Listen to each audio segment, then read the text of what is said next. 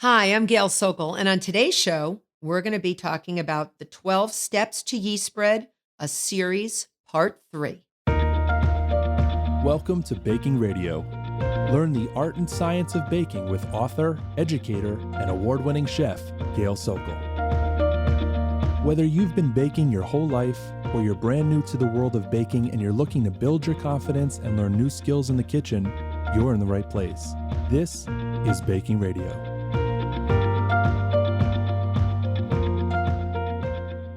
So today we're going to be finishing up our 12 Steps to Yeast Bread, a series, part 3, in the end of the series.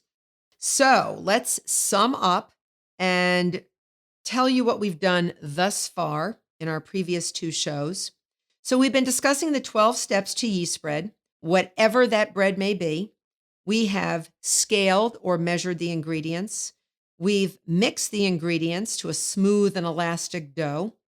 We've allowed fermentation to start, and that will produce lots of carbon dioxide and get stuck within the gluten matrix, that protein matrix within the flour of the dough. We have punched or degassed the dough to even out the temperature and allow the yeast to find a new food source within that dough. We've divided the dough into the size that we want. We call that scaling. We've rounded the dough to create that thin layer of gluten that will hold in our carbon dioxide gas bubbles and air as fermentation continues.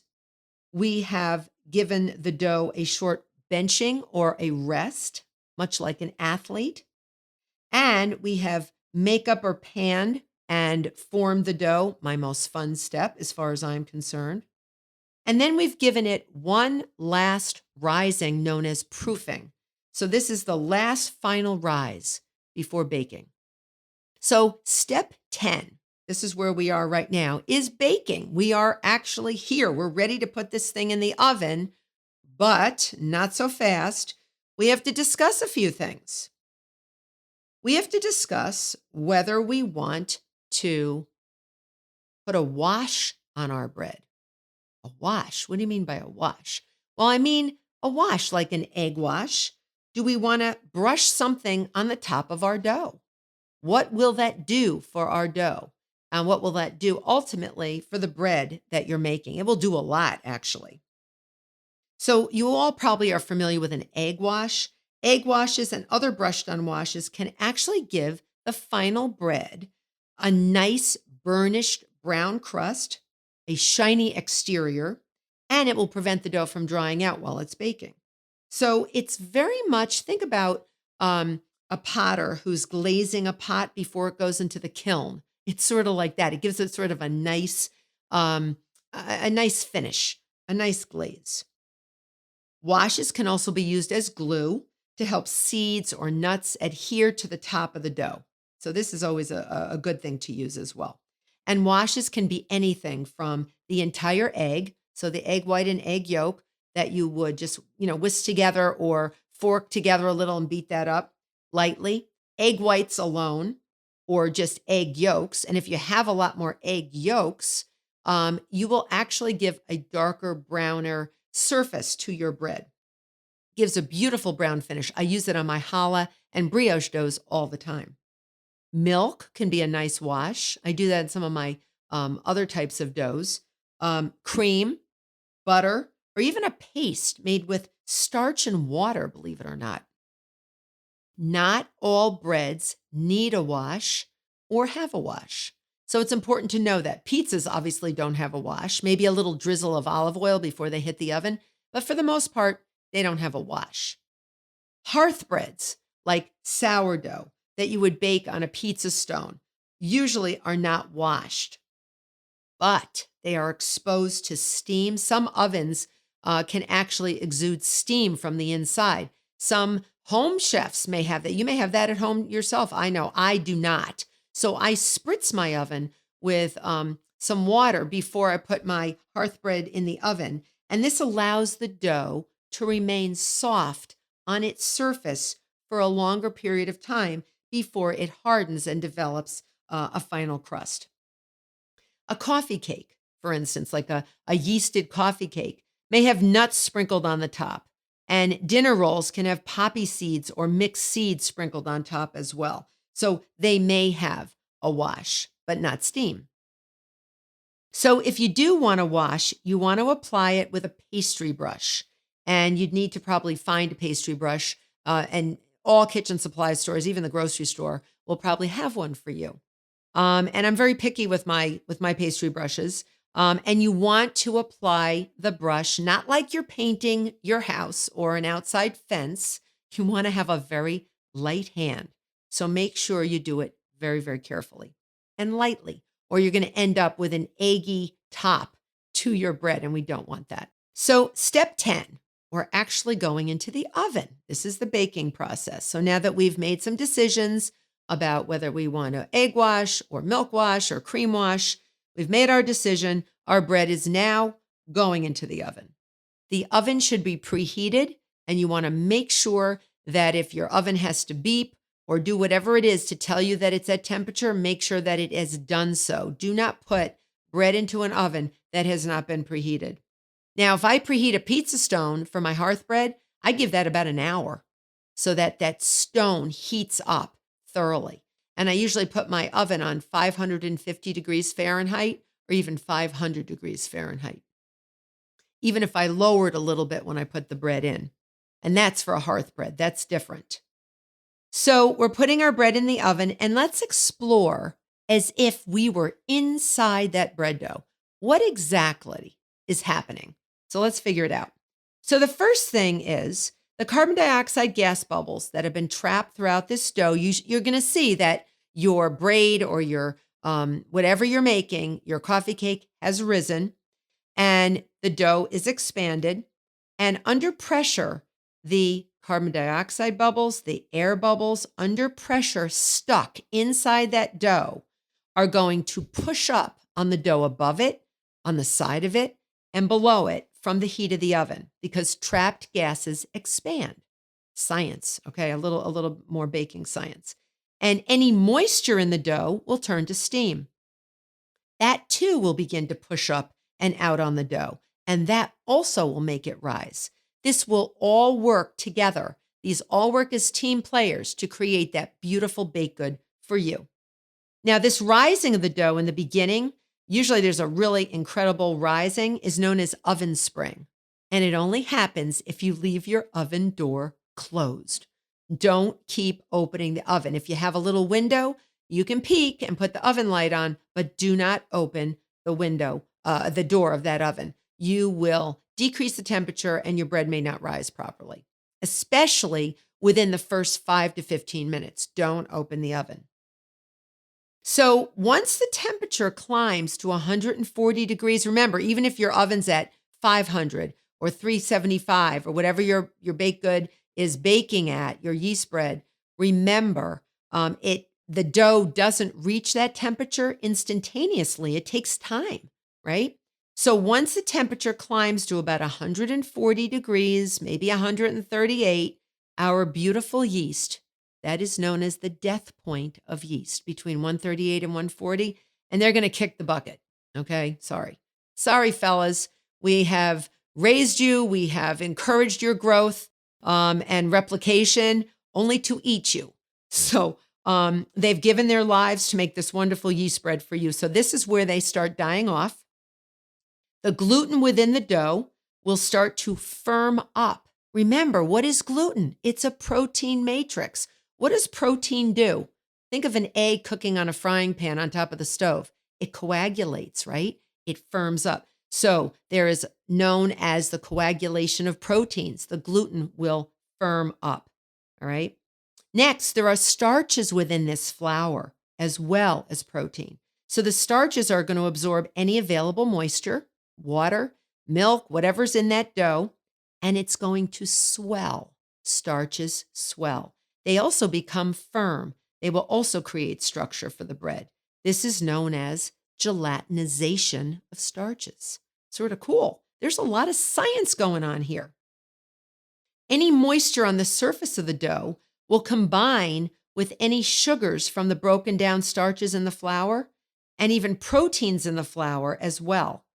And when the temperature goes higher, between 300 and 500 degrees, there's this reaction going on where a crisp, flavorful crust forms, this brownish development, almost looks like a caramel color, and it has caramel flavors to it.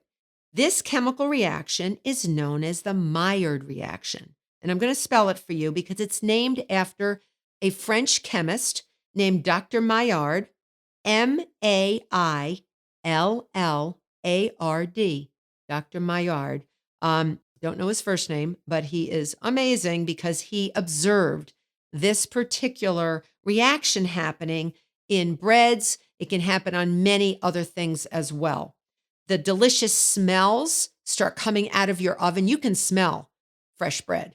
You can smell fresh yeast bread baking. I don't care what it is. You can smell it. These are from the evaporation of alcohols and other organic compounds that are evaporating from the bread's surface. And they start becoming very volatile, and they go to your nose, and you know what's in the oven, something delicious. So the bread is removed from the oven. So how do you know when it's done? I usually go by color. If it's nice and brown, and it depends on what you're making, but you do want a nice brown color to the top. It should sound hollow, much like when you go to the doctor and the doctor sort of gives you a bang on the back of your back to see if your lungs are clear. This sound of hollowness, when you gently thump with your fist on the bread, will tell you that it is done. It's not as dense inside that it is cooked through. You can also stick a thermometer into your bread. And I used to do this when I first started making bread, and the bread looked like it had been like stabbed with, stabbed with a knife so many times. I did not like the look of it because it ruined, if you keep puncturing your bread, I don't like that. But that thermometer should read between 200 and 212 degrees Fahrenheit. Again, it depends on what you're making. Color is the universal way that you can tell if something's done. If the bread is nice and golden, it's a safe bet. It's done. So that is our 10th step, the baking process, a very cool process where lots of interesting scientific things are going on so that you can eat this magnificent creation that you've made. Step 11, we're almost there. Step 11 is the cooling process.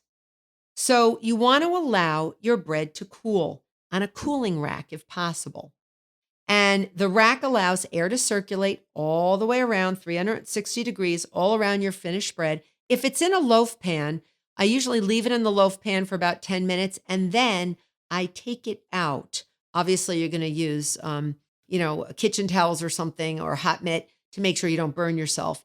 And then just sort of take it out and put that loaf right side up so that it cools down uniformly.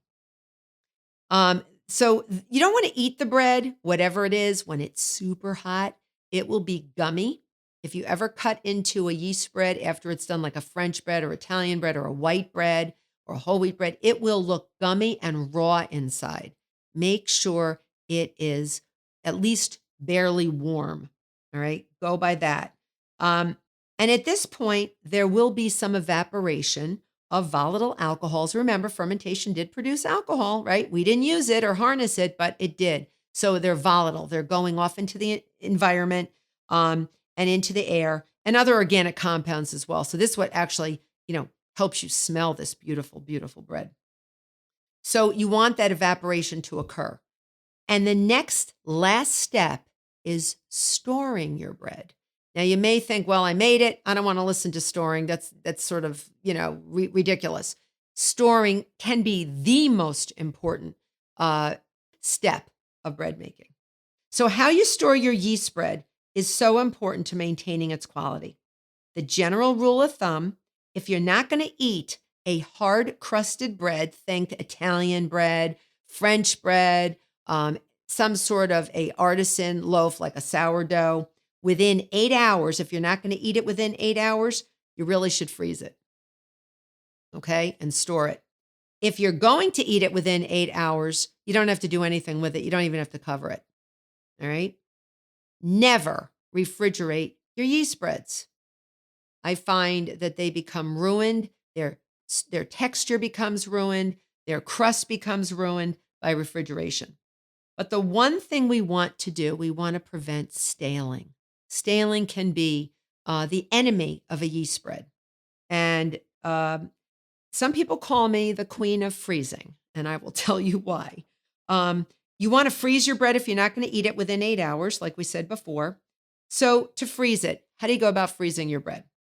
And very often I'll make a couple of loaves, or I'll make 4 loaves at a time. Keep one, room temperature, and eat it, or serve it, and then I will freeze the remainder. So let it cool to room temperature, no barely warm. You want it cool. You want it to cool down. And then I wrap it in plastic wrap, very tight, airtight. And then sometimes I put it in aluminum foil as well, because I'm a little paranoid about the staling thing. And then I'll put it into a large freezer bag, or even just a large storage bag, like a clear storage bag. And I'll push all the air out. And then I will secure the bag with a twist tie. And then I will date it and label it. And then I'll put it in the freezer. And you can freeze your loaves for 3 to 4 months, sometimes longer. So what happens in the freezer, your bread will lose its crust. Your bread will can get a little freezer burnt. And this is where the starches in the flour go back to their original state. And it's usually hard, and it has an off flavor and sometimes an off smell. So you really don't want to encourage that. So you want to cover it properly. Maybe you've left a loaf of bread in aluminum foil, or a piece of pizza that you haven't eaten in the freezer. And then when you see it a few months later, it's a little white. That's freezer burn. We are trying to avoid that at all costs. So when you're ready to eat your bread, you take it out of the freezer, you allow it to thaw outside of the bag, and I remove the plastic wrap. So let it thaw, maybe on a plate or a sheet pan. And then I place it into a hot oven, whatever it is, into a hot oven, either on a sheet pan or on a baking stone, whatever it is. And it will get its just baked flavor back, its texture back, and its crust back. You can reheat it for 10 to 15 minutes if it's a coffee cake at maybe 350 degrees. It's got to be completely thawed. You can even put frozen breads in there, but I would prefer that it be thawed, because then you don't have to heat it for as long, because you can overdo the heating and then it will get hard. And it becomes just baked, that just baked flavor. It's amazing. Let me tell you something that I haven't told too many people. Years ago, I was in a competition, and the executive chef that worked for this restaurant that will remain nameless asked me to do the dessert, a brioche for the appetizer. So I had a lot of things going on. I had to make a 3-part dessert. I had to make the bread. I had to make the appetizer. And he said, I apologize. You're probably going to be up all night making your bread. I made my sourdough bread. I made a rosemary olive oil bread. And he said, most of the other chefs in the competition will probably be up all night as well. Well, I don't do well with all-nighters. I could never do that. Never, never, never. Even when I was in school, I couldn't do it. I can't survive.